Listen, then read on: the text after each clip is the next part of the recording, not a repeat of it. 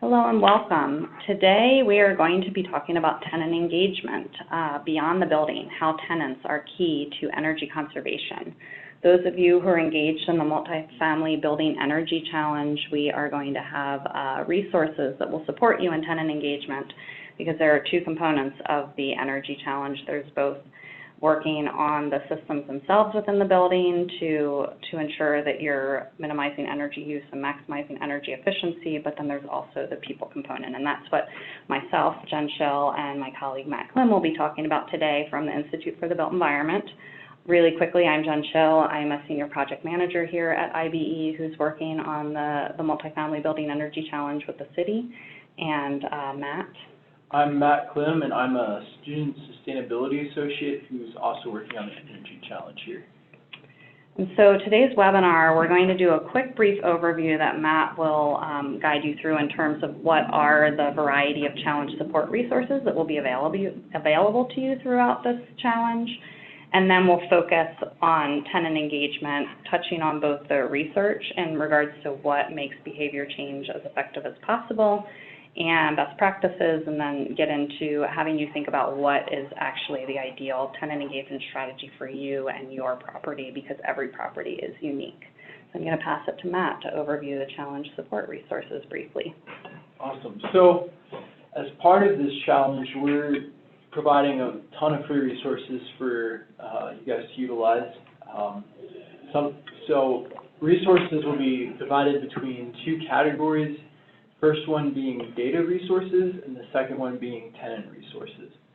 So in terms of data, we're going to be hosting free technical trainings October through November. These will be going over how to use Energy Star Portfolio Manager. And in addition to that, we're also going to be doing benchmarking jams, which will be an opportunity for more community-based support around Portfolio Manager. Additionally, we'll have experts available to answer one-on-one questions on Portfolio Manager with the data. Additionally, in terms of tenant support, we're going to be offering resources around a toolkit, which is going to be providing more detailed, basically laying out methods that you can engage your tenants and making that process really easy. And then we'll also be having an ambassador program where you'll be able to utilize volunteers to help engage your community. And then this will all accumulate with public recognition of participants next May. And then additionally, there are also resources available on the Fort Collins City website. The address is down there at the bottom of your screen. And this is where you can find a lot of information regarding upcoming trainings, recorded trainings from the past, and then also where to request your data, and additional resources regarding Portfolio Manager. So now let's get into tenant engagement. First and foremost, why should we even care about engaging our tenants? So you have really two big opportunities in regards to engaging them. One is to support you throughout this challenge itself, which is just within this limited window. But then in addition, with the right kinds of tenant engagement, you can really kick off some longer-term behavior change within your property and throughout your tenant community. So some outcomes and some benefits to you as well as more broadly in terms of engaging tenants is that you will create advocates. Knowledge is power, and so when people understand how they can play a role in energy, they will be better advocates. It can be cost effective. It can actually be less expensive than capital investments to engage your tenants in behavior change. It can also complement capital investments. You could maximize building upgrades and equipment installations by coupling them with this behavior change approach. And then investing in the long term. As I mentioned before, you can change behavior well beyond the challenge, which is good for your energy goals, good for your bottom line, and it's also good for the broader Fort Collins and global community as well. So let me pause here a minute. I'm going to spend a little bit of time here to talk about the research in regards to behavior change. How do you actually change behavior? That's a tricky thing, as we all know. And to realize energy savings, a significant portion of your tenant community needs to be engaged in changing behavior. So there is this concept called community-based social marketing that is a really effective alternative to information-based campaigns. Information-based campaigns that are really just communicating to people, telling them what they can do. They're convenient, but they don't always have a great effect on changing behaviors, especially not in the long term. So community-based social marketing, which can be abbreviated with the acronym CBSM, is a better alternative. It's based in social psychology, and it draws from the idea that sustainable behavior change is most effective when it involves direct contact with people and when it's carried out at the community level. And so here we have 7 areas that are considered within this approach to behavior change. You have to think about these different pieces, because by thinking about all of these pieces, that will make the most effective campaign possible. So the first is commitment, and this is pretty common knowledge, but added with the others, it's powerful. So when someone commits to an action personally or publicly, they're more likely to follow through on that behavior, on that commitment into the future. This relates to humans' innate desire to appear trustworthy to their peers and to remain consistent with their own internal commitments. And so I'm going to share some examples as we go through here to ground this into tenant engagement, specifically with energy behavior. So in terms of commitment, this could be done, so verbal, group, or public pledges can be really effective, and that's something that could be done through social media, through events, and it's something that ambassadors could really support. We're going to talk a bit more about ambassadors later, but essentially ambassadors are volunteers who help to make this change happen and be the greatest advocates in your community. There's also this concept of just getting your foot in the door, getting people to agree to some kind of small action, and that makes them more likely to perform larger actions in the future. So an example, we are going to be providing postcards that have tips for saving energy that folks can hang on their fridge that we'll be distributing to you all as property managers engaged in the challenge. And if we, by distributing those and having tenants hang those on their fridge, they're more likely to engage in those tips. And by making some kind of verbal commitment to whomever is giving them that postcard, that can up the success. The second piece, or the second area, is social norms. So individuals tend to adopt the behavior of others. This is also pretty well known, I'd say. In order for norms to be effective, they have to be noticeable and presented when the targeted behavior is going to occur. And they should also emphasize desirable actions positively rather than discouraging harmful actions. So an example here in terms of your outreach to tenants during the challenge could be e-communications announcing how many residents are participating in the challenge. That could encourage others to join. So just sharing regularly with your tenants the momentum that's happening within your properties in terms of who's getting involved so that they see, hey, whoa, this is something I should do. I need to join in. The third area is social diffusion. What this refers to is how quickly a desired behavior is adopted and how widespread it becomes. So you can see each of these different concepts is really ultimately intertwined. In terms of social diffusion, it's important that what you're sharing is very visible and durable. And examples here in terms of actually implementing and supporting social diffusion could be having your tenants actively showing others that they firsthand are involved. So that could be done through social, by them posting on your social account and sharing ideas or sharing what they're doing for the challenge. It could be group activities that result in lobby posters, and we'll talk more about some of these specific strategies in a little bit. But that concept of where it's social norms, you're sharing with the community, hey, this is how many people are doing it, then social diffusion, like adding those together, it's both, hey, everybody's doing it, and I can see firsthand that they're doing it. I'm not just hearing that from the property manager or others on the property. The fourth piece is prompts, and this refers to visual or auditory prompts, which can greatly increase engagement.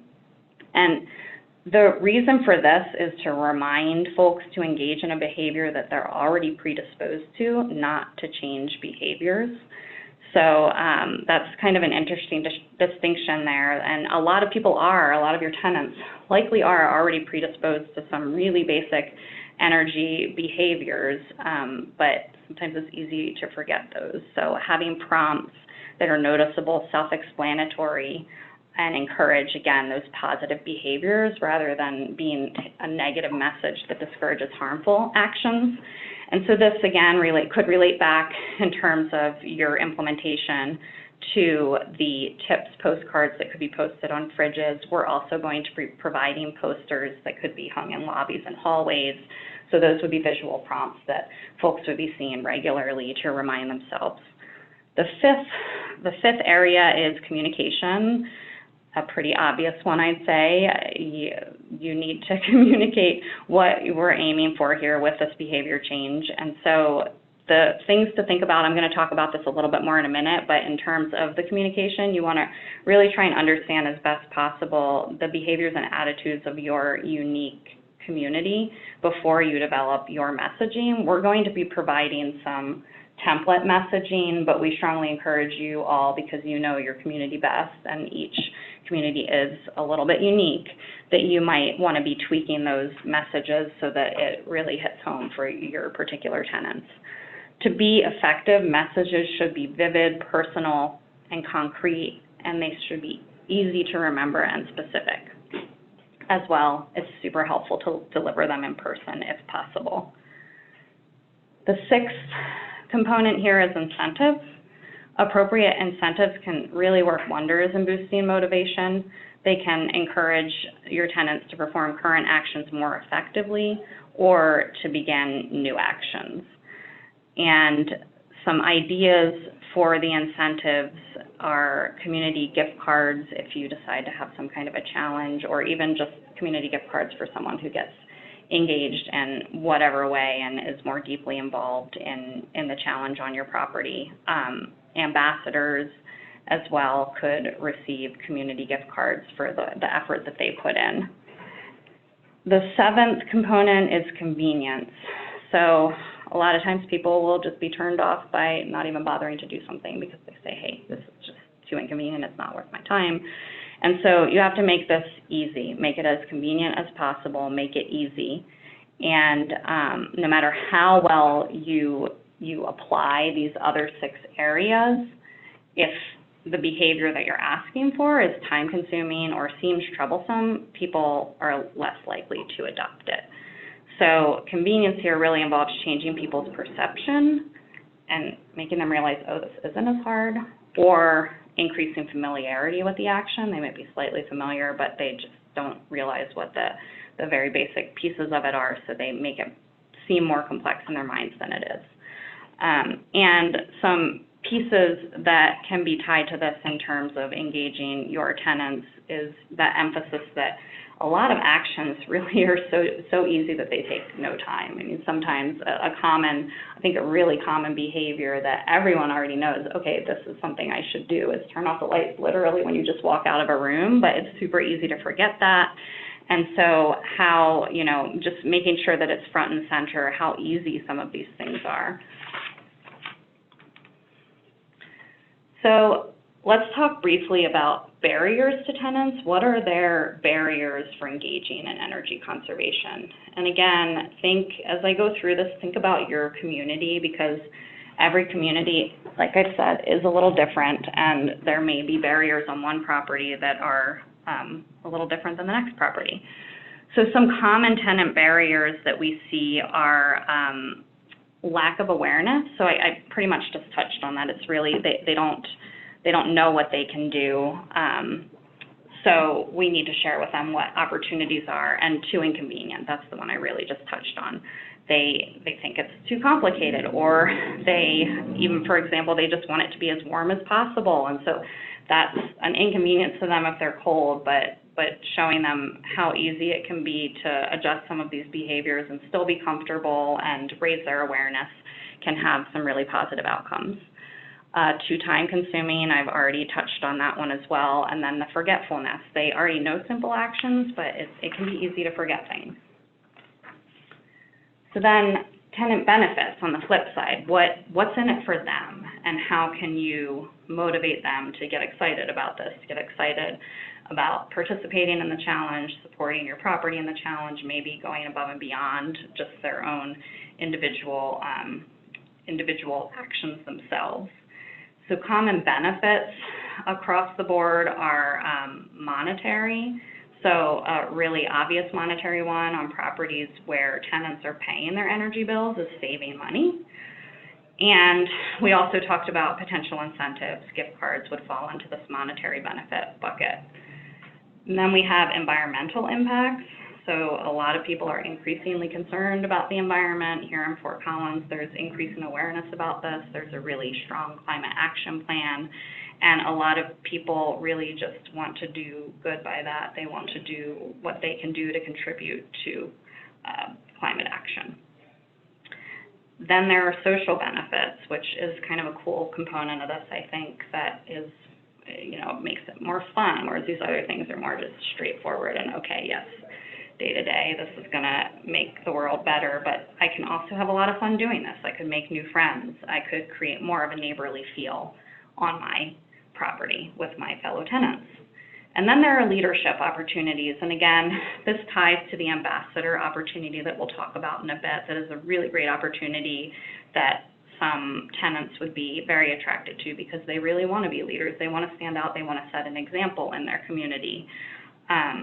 Additional opportunities for leadership in terms of supporting that benefit to tenants is recognizing folks in property communications who are taking that next step up. And as well, Matt mentioned earlier, the awards that will be rounding out the challenge. There will be awards for volunteers as well, so that could potentially tie in here too. Messaging. So this is critical. As I mentioned before, it's really obvious. Communications is one of those 7 components. But thinking about messaging really intentionally, again, we'll be providing a toolkit to give you a lot of messaging that's been proven effective, but you still want to think about how you can make it personal to your building, because tenants favor personalized information about their building. They favor energy comparisons with fellow tenants. They really like to know how they're doing compared to others. There's that little bit of that friendly competition, as well as just wanting to make sure that they're keeping up. And then they also want to know specifically what can they change. So think about how you could tailor this to your community. Again, that's based on what might be their unique barriers, benefits, or values. Some properties, the tenants are paying for their energy bills, and others they're not. For those that they are, that's a huge opportunity there to tap into. For those where they're not, maybe the opportunity to tap into is more about that desire to contribute to the community, for example. And you may also want to consider literacy level and language translation depending upon your property. Measuring results is something that can go a long way in informing shifts in your strategy. This is really big picture. I would honestly say probably during the course of the challenge itself, because it's such a short time frame. Measuring results is definitely something that is recommended, but it could be challenging because there's so much going on. But this is something that if you can measure during this challenge, it can inform what you want to do in the future on an ongoing basis. And so if you're doing this more long-term, this can be really helpful, like tracking how many tenants did you educate, how many people did participate in the challenge in whatever way, and that might be a lot of ways on your property. It might be one way, depending on what strategy you choose, as well as potentially measuring the reductions in tenants' energy use. So now let's bring this even further home and start really thinking about you, your property, your community, and what the needs are there, what's going to be the most effective way for you to get your tenants really excited about this and really engaged. There's no one-size-fits-all tenant engagement strategy. It's really nice when there's, just this one concept that you can say, okay, this is going to work for you, just do this. but it really is more of a framework that you fit your specifics and your unique community into. So how do you know what strategy is right for you? Let's talk about that a little bit. So these are 3 strategies that I'm going to talk about, and obviously some of the considerations that might go into deciding which of these is best for you. It could be, I mean, it's dependent on your goals. What are you trying to get out of this? What do you want to engage tenants in? How deeply do you want to engage them? How does the challenge tie to your longer term goals in engaging them? What are your resources? What is your time availability? What monetary resources might you have, for example, for the incentives that I mentioned earlier?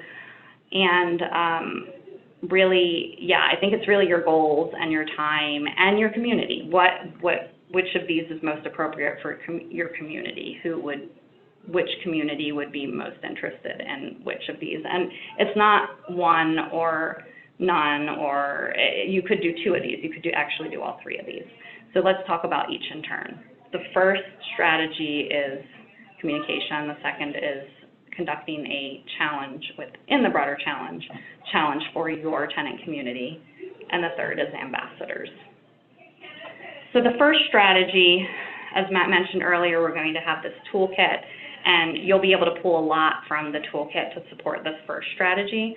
We're going to be giving you printed posters that you can hang in your lobbies and hallways. We're going to give you printed postcards with those tips that I mentioned that you can deliver door to door. You can put in folks' mailboxes. You can stack them in the lobby. If you have champions, which I'll talk about in a minute, it's ideal, like I said earlier, to have that face-to-face time. So delivering door to door is a really ideal, effective strategy. And when you're developing your strategy outside of just those printed pieces that we'll be handing over to you, you want to think about e-communications. That's such an important way that we communicate these days. And think about what you're already doing. What are you already doing that you can integrate communication about the challenge into? Do you have a regular e-newsletter that goes to your tenants?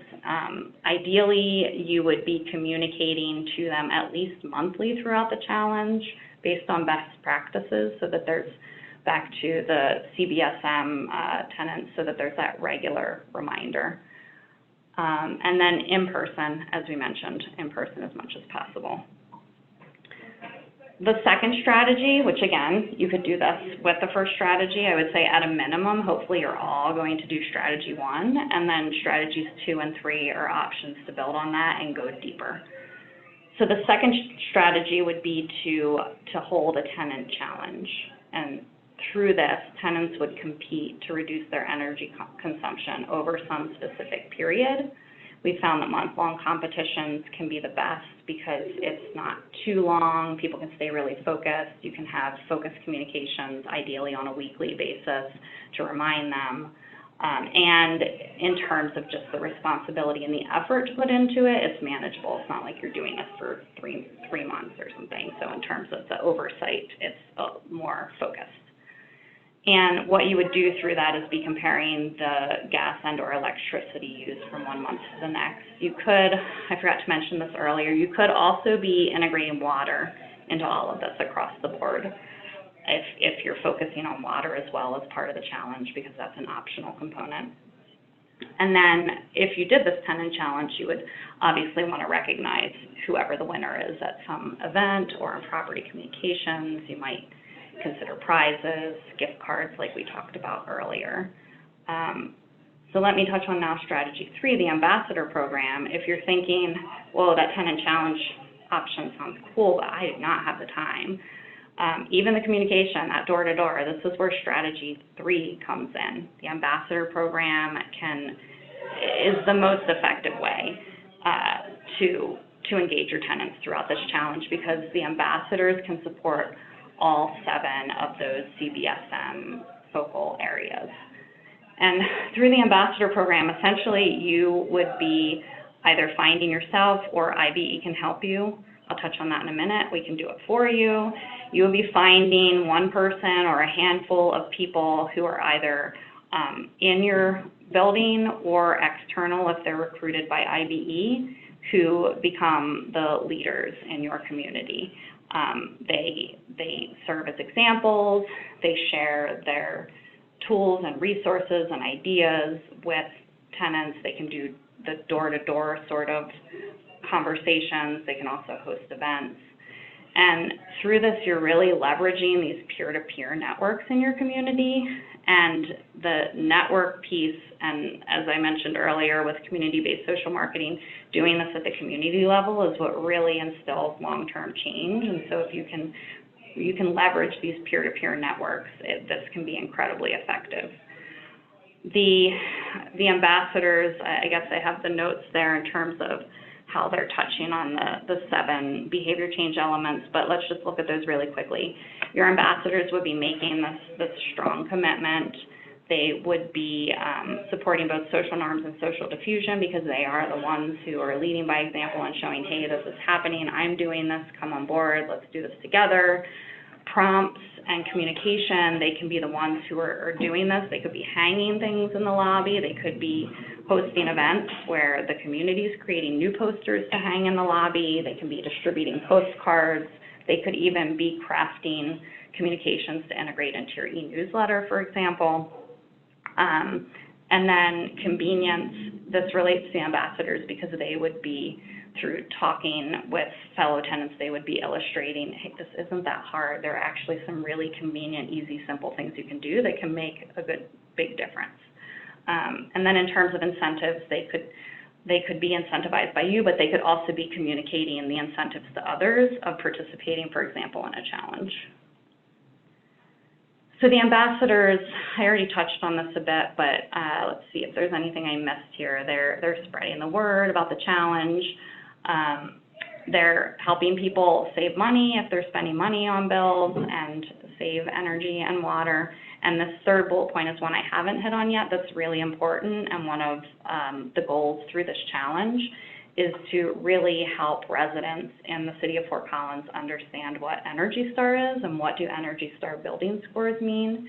And so this tenant engagement component of the challenge is a really excellent opportunity for us, for you, for ambassadors to educate residents about what the importance of those Energy Star building scores are. And ultimately, in the long term, that could potentially help you in terms of retaining those tenants or future tenants when they see the sorts of things that you're doing to improve your Energy Star score.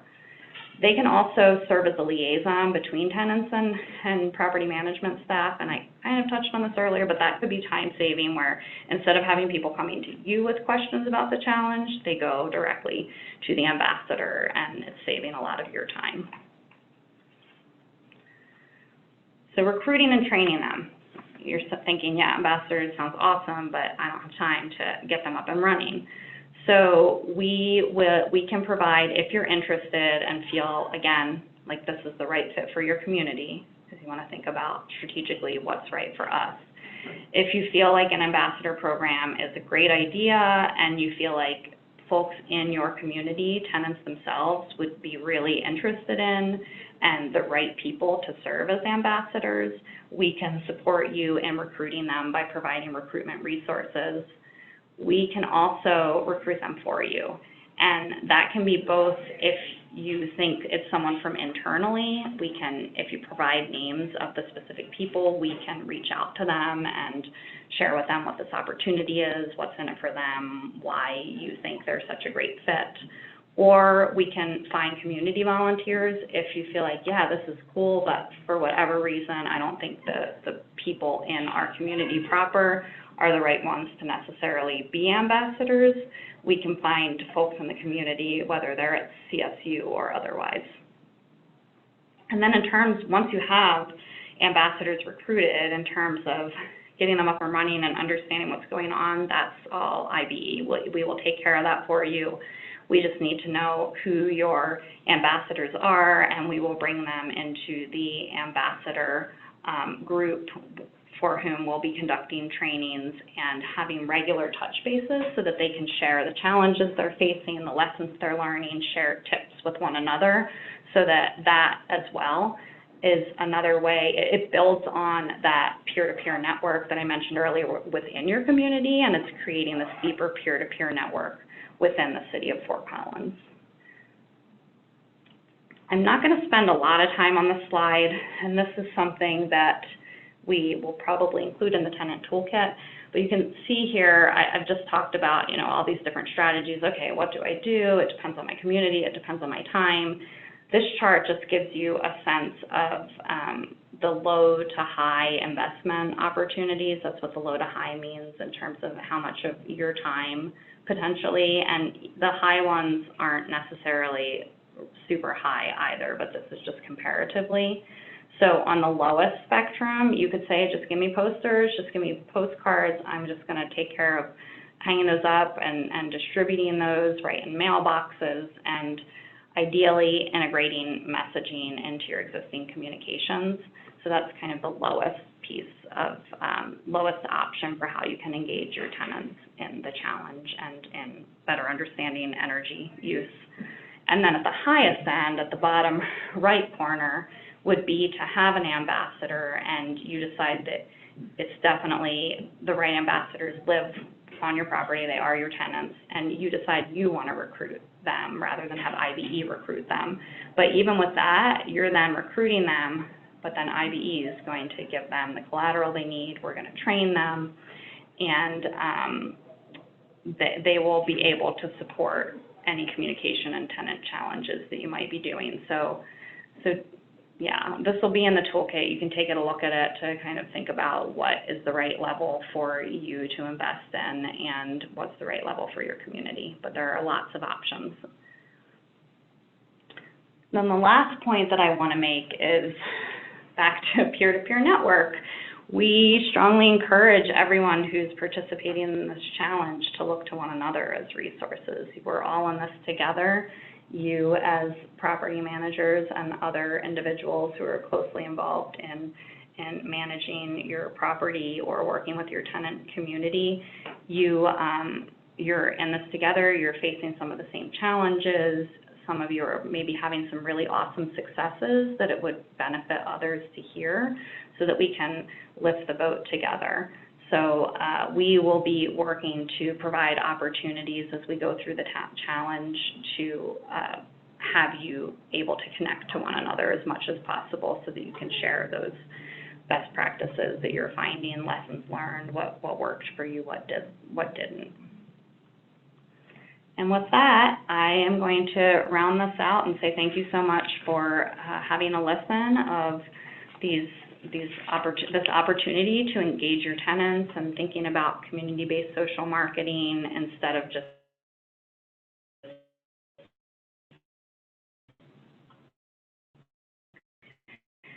sending people, instead of sending communications. It can be much more effective if we're really engaging the community in a deeper level. So thank you so much. We'll be in touch with additional resources. Take care.